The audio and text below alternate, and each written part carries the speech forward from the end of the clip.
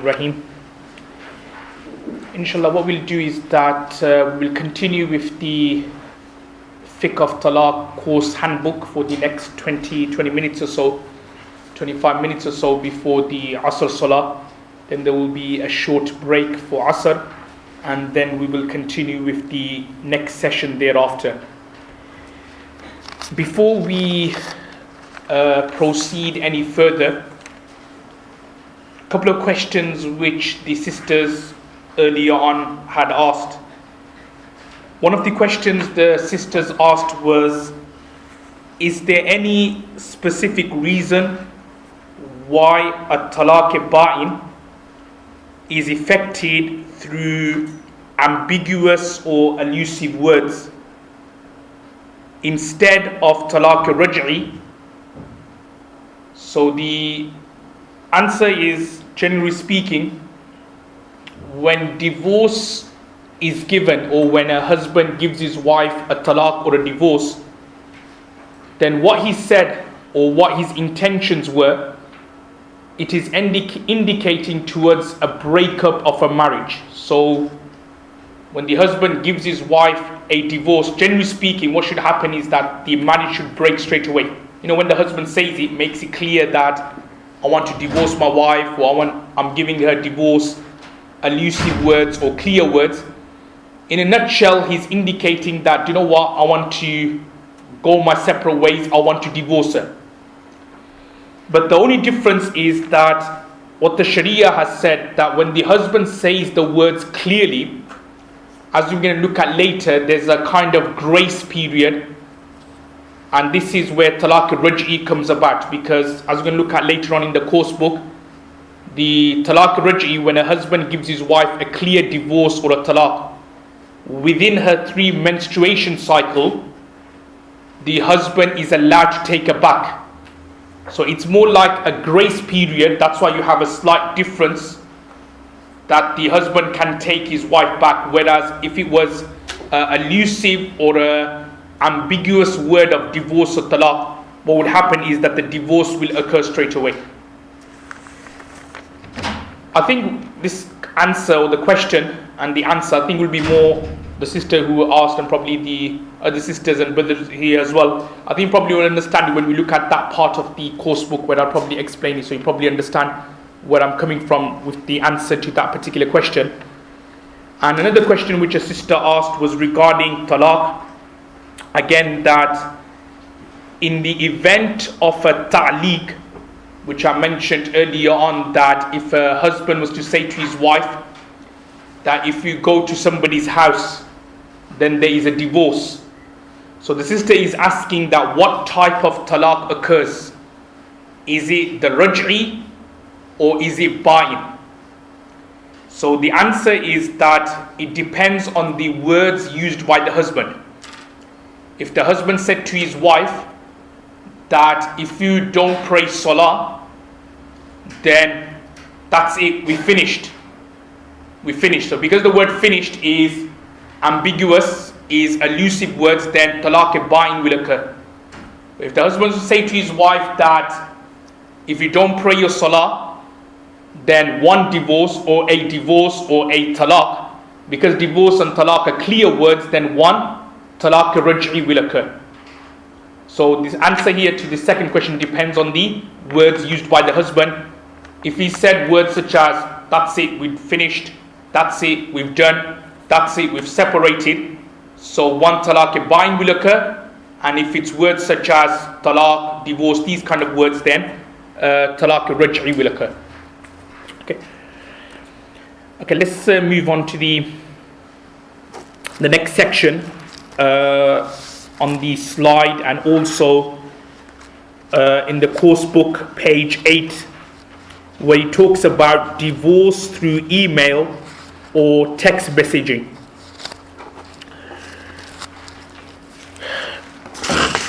Now this is as you can imagine, that this is something which is a modern phenomenon, a modern day question. There's no such things as emails and text messages 10 years ago, 15 years ago, so you wouldn't find any answers if we were to look in classical books of fiqh. But the way we look at this ruling or mas'ala, that whether talaq or divorce given through text messages or emails, whether they are done or not, we firstly need to understand the rules of talaq and divorce given through written words. So when we understand that particular rule, then inshallah we will be able to understand rules whether talaq through text messages or emails are affected or not.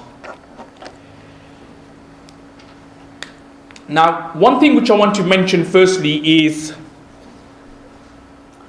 it's not necessary, and this is again another one of those incorrect misconceptions, incorrect notions that many people think or assume that talaq has to be given verbally. That you can only divorce your wife if you were to say to her talaq and that's it. But if you were to message her, if you were to email her, then talaq doesn't occur. Or if you wrote it down on a piece of paper, talaq wouldn't occur. But the actual reality is that the same way talaq occurs verbally, it also occurs through written words as well. Now I'm not going to go over every single part of the slide or that handout about written divorce, but I'm just going to mention one or two points. Obviously for the brothers, you can look at the board. Sisters, again, we need to listen into it. There are two types of written divorce, as I mentioned there. One is called marsuma, and the second category is called Ghair marsuma. Two Arabic words, marsuma and Ghair marsuma.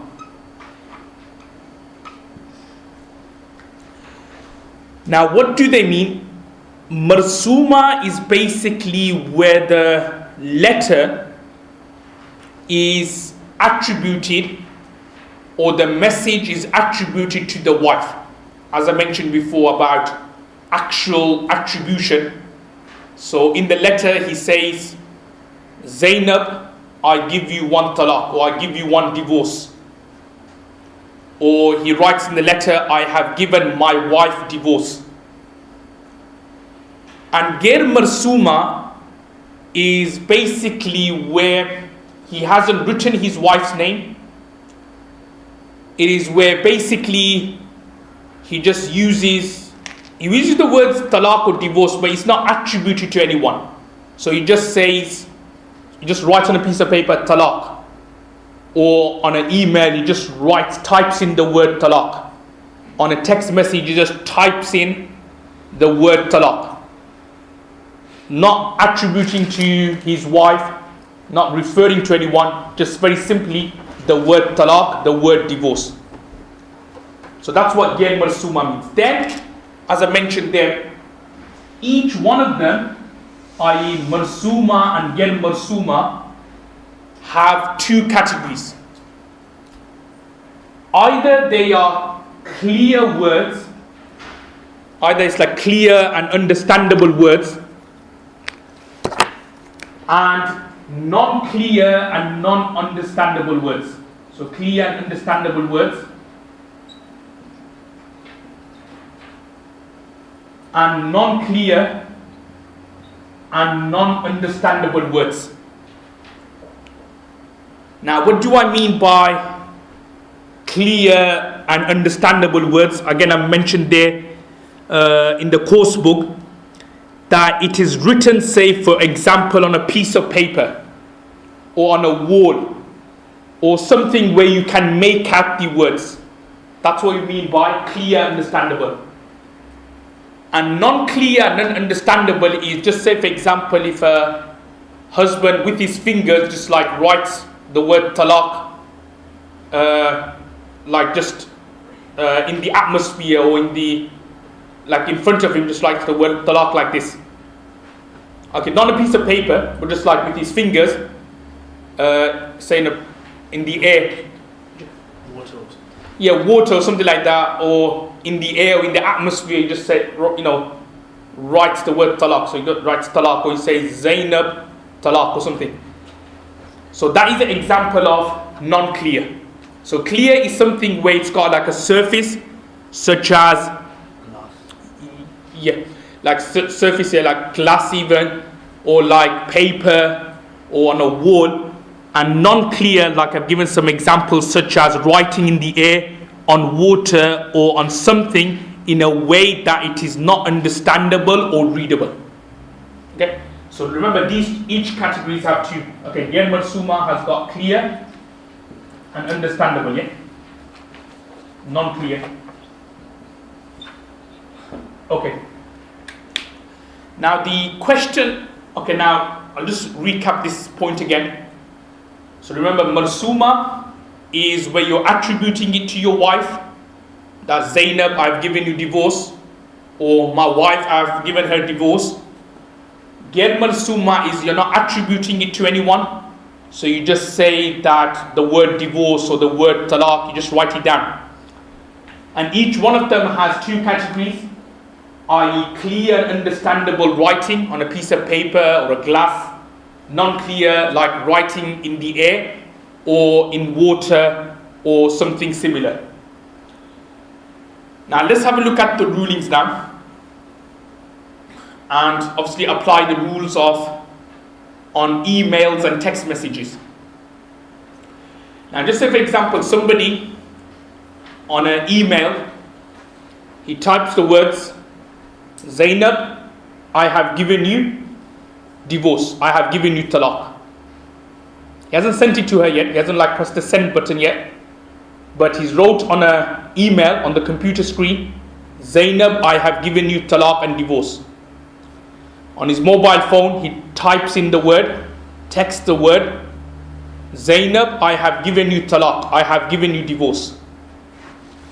Now, if you want to answer this one, so do you know when somebody types in or texts the word Zainab, I have given you divorce, which category does that fall under? You reckon? Marsuma. Marsuma, because he's mentioned his wife's name, good. And is it clear or non-clear? Clear, yeah. So what will happen is, if he's text the word or type the word Zainab, I have given you talaq.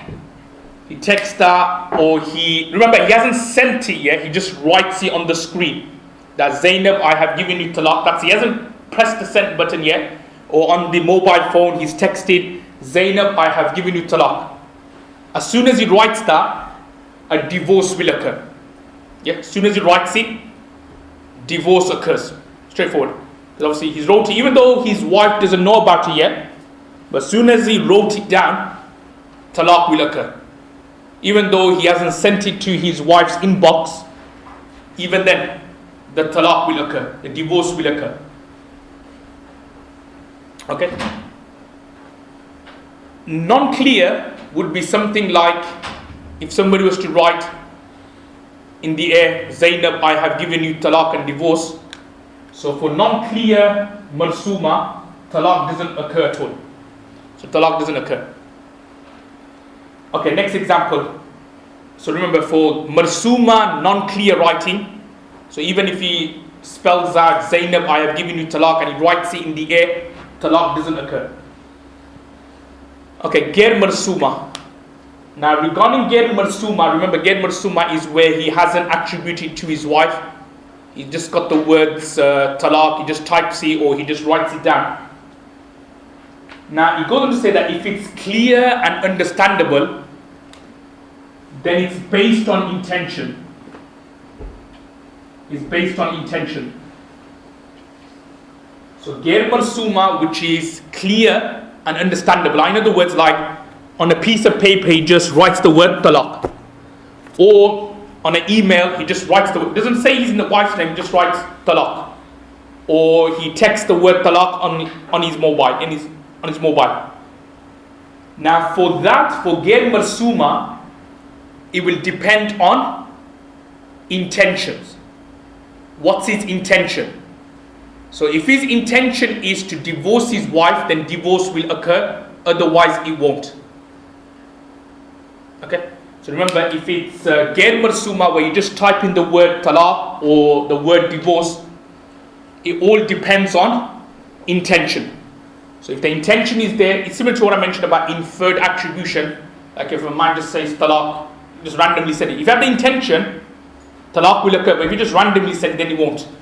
So here as well, if you just wrote or typed the word talaq, now if his intention really was to divorce his wife, a divorce will occur. But if you're just like, messing around with the laptop and just typed in the word on a Word document, talaq, and his intention wasn't to give his wife talaq or divorce, then divorce won't occur. And regarding the last one, ghair marsuma, non-clear, then obviously divorce doesn't occur in that one. Okay, now let me give the brothers a scenario here. It's also mentioned there, but I'll just ask you again that, just say for example, if a husband just wrote the word, or typed the word, talaq, just the word talaq on an email. So what would the answer be? Yeah, so it's ghair marsuma, and because it's clear, so it depends on intention, yeah? But if he now clicks on the send button and he sends it to his wife, so what will happen now? It will become, does that make sense? So it will now become marsuma, clear and understandable. Yeah. If he just wrote it on a piece of paper, on an email, and he hadn't sent it to his wife yet, then it all depends on intention. But as soon as he basically scrolls down, like if it's on a phone, as soon as he scrolls down and then he finds his wife's number and he presses the select button and his wife's name now comes under, or the wife's number comes under the text message, and he sends it, now what's happened is that it's become marsuma, clear and understandable. So what will happen is that straight away, as soon as she receives a message, the beep sound, like one new message, and then it says from husband, whatever, and then she reads it and it says talaq, then what's going to happen? It's going to be one talaq straight away. Okay, we understood that? So just keep that in mind. If the word, remember, if the word are, if he made it marsuma, clear and understandable from the beginning, talaq occurs, irrespective whether it is sent to the wife or not. If you just wrote the word talaq on a piece of paper, on an email, on a text message, then talaq, whether it's going to occur now or not, depends on his intention. But as soon as he sends it to his wife, then obviously at that time talaq will occur straight away. Okay? So that in a nutshell describes the ruling with regards to divorce through email and text messaging.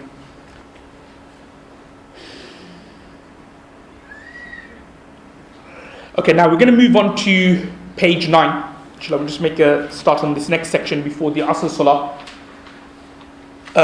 Page 9 here is with regards to, also on the next slide as well on the presentation, a very common question about level of force when it comes to divorce. Like level of force when it comes to divorce, because again, sometimes what happens is that a husband may give talaq or divorce to his wife, and the question or the complaint the husband may make is, look brother, or look Mufti Saab, I was forced to do it. Sometimes they use examples or cite reasons such as, I was emotionally forced. In other words, my mother told me to divorce her, and she was in such a state, like crying, that I had no other option but to say the word talaq. So now this is like a common question which many particular ask, is with regards to force, that if I was forced to give talaq to the wife, does the force, does that stop the process of talaq or not? Now, looking at it more from a fiqh and a jurisprudence perspective, a couple of words here. The scholars have mentioned that there are two types of force. Yes, so there are two levels or two types of force. One is called mulji, and in Arabic we spell it as mim, lam, jim, ya, mulji. And the other one is called ghair mulji. So one is called mulji and the other one is called Ghair Mulji. Now what do the two mean? Okay. Now he explains there that Mulji is a situation where someone threatens a man to divorce his wife, or otherwise he will kill him. In other words, Mulji is got to do more with life and death. So it could be like, say, a father saying to his son, give the wife talaq, otherwise I'm going to kill you. Or a brother may say to his other brother that you need to divorce your wife, otherwise I'm going to get a hitman on you, and he's going to kill you, he's going to shoot you down. Or basically it's got life and death, basically, like you divorce your wife, otherwise you're dead, that's it. So that is called Mulji. And then the second category, Ghair Mulji, is basically a situation where someone threatens a man to divorce his wife, otherwise he will beat him up. In other words, the threat's there, but it's got nothing to do with life and death. So it's more like, if you don't divorce your wife, I'm going to beat you up. Or if you don't divorce your wife, then I'm not going to speak to you. Like a father or a mother may say to their son, if you don't divorce her, that's it. No rishta between us, no connection between us. So it's got nothing, it's more like you could say emotional force, emotional kind of blackmail, that you did this, otherwise you're not part of us. You know, sometimes a father may say to the son that, or if you don't divorce your wife, that's it. Don't come to our house, don't come and see us. Sometimes they use words such as, yeah, if you don't divorce your wife, then don't come to my janazah. You know, they'll say words like that, or, you know, don't come and see me ever again. You know, don't even come to my janazah. When I pass away, don't come and visit me in the grave. You know, they'll use those kind of words. So that is more kind of emotional blackmail, which falls under this Ghair Mulji category. It's not life and death. It's not, the father's not saying that if you don't divorce her, that's it, you're dead. He's just saying that, look, if you don't divorce her, then I'm going to either beat you up, or that's it, I don't want to speak to you again, I don't want to see you ever again. If I die, then don't come to my janazah. You know, if I die when I'm buried, then don't come and visit my grave. They use those kind of emotional blackmail and force. Sorry. Now I think if you look at the ruling, which is kind of mentioned on page 9 in the course handbook, is that in the Hanafi fiqh, if someone is forced to divorce his wife and he said it verbally, then talaq and divorce will occur. Okay, so talaq and divorce will occur. So in other words, what I'm trying to say is that even if a man is forced that if you don't divorce your wife, I'm going to kill you, or even if he is forced emotionally, what happened was that he gave talaq to his wife. So the rule is that talaq will occur. If he verbally said it, in the Hanafi fiqh, talaq will occur. The only difference is, if you look at the second to last paragraph, it says, however, if a man is forced to divorce his wife and he writes out talaq on a paper, and he even signs it, or signs on a paper which has talaq written on it from before, talaq will not be effective. So in other words, that if he is being forced, so the father is saying, look, if you don't divorce her, I'm going to kill you, I'm going to shoot you. Or he's being emotionally forced. So what does he do? He writes it on a piece of paper. Or as I just explained there, the word talaq has been written there from before, and he just signs it. So in that situation, talaq and divorce will not occur. Okay? So in a nutshell, I know obviously in the handbook it's a bit more in detail, but obviously the nutshell of that particular section in general is that if you are forced and you say it verbally, whether it was like life and death force or whether it's emotional force, then what will happen? Talaq will occur. You said it verbally, talaq will occur according to the Hanafi fiqh. Other schools of thought slightly differ, but in the Hanafi fiqh, talaq will occur. And then he goes on to say, however, if it's, say, for example, you were forced, whether it was life and death or whether it was emotional force, but you wrote the talaq on a piece of paper, then the talaq and the divorce will not occur. Okay, so the talaq and the divorce would not occur. So that in a nutshell is the rule with regards to force in giving talaq and in giving divorce. Just one ruling which is not mentioned in the handbook, which if the brother and sister could write on the extra piece of paper. A common question is, this is more like for husbands actually, more for brothers, in terms of obeying the parents when it comes to divorcing the wife. Like sometimes there may be a mother or a father saying to the son, we want you to divorce your wife. So now the question is that what should a brother or a husband do in that particular situation? Now the situation depends on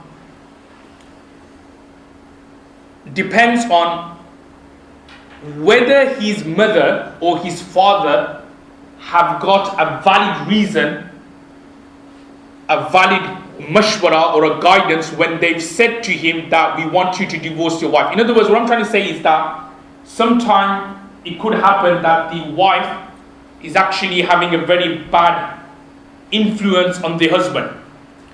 It could be so, and this also could work vice versa as well, that sometimes parents may say to the daughter that we want you to separate from your husband. Why? Because the husband is having a bad influence on the wife. It could be so, as we'll look at later, husband being abusive on her, hitting her, other kind of things, or it could be so like the husband's cheating on her with other women. It could be also other way around, that the parents of the husband has found out that the wife's been cheating on him. So they've said to him that, you know what, we think it's best that you divorce her. Or the parents of the daughter say that we want you to divorce, well, not divorce the husband, but obviously ask for a separation or a khula.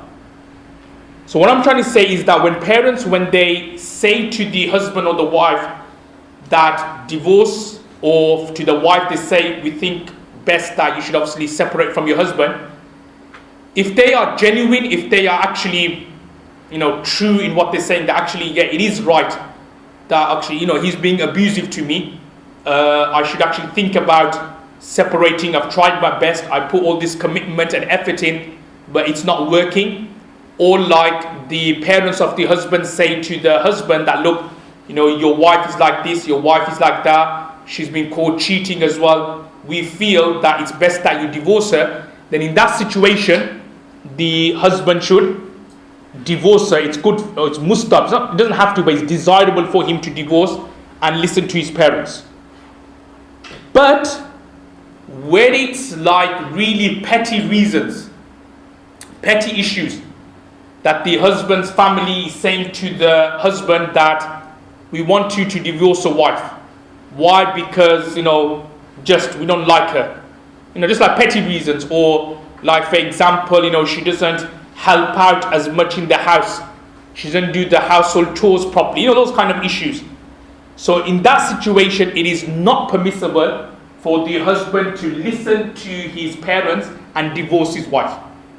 Similarly, vice versa as well. Sometimes the wife's family may have some complaints about the wife's husband. Oh, your husband, he doesn't come and see us that often, and so on. He doesn't come and visit us often, those kind of things. So therefore, we think you should separate from him. Or like, for example, when we are ill, he doesn't come and see us. Or these kind of little issues, trivial issues, futile issues. So in that situation, the wife shouldn't listen to her parents and obviously seek a kind of khula or separation just based on that.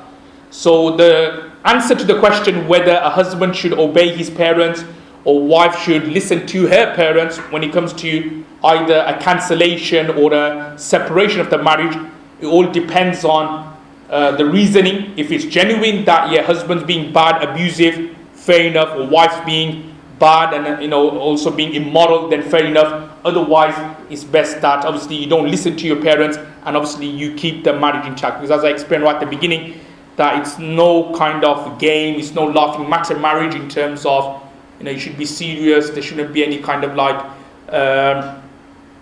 joke, you shouldn't take it as a joke. The marriage is like a lifetime kind of contract. So therefore, for petty reasons, for futile reason, you shouldn't think about cancelling or annulling the marriage. Okay, we'll just leave it there for this particular session. Asr Salah is at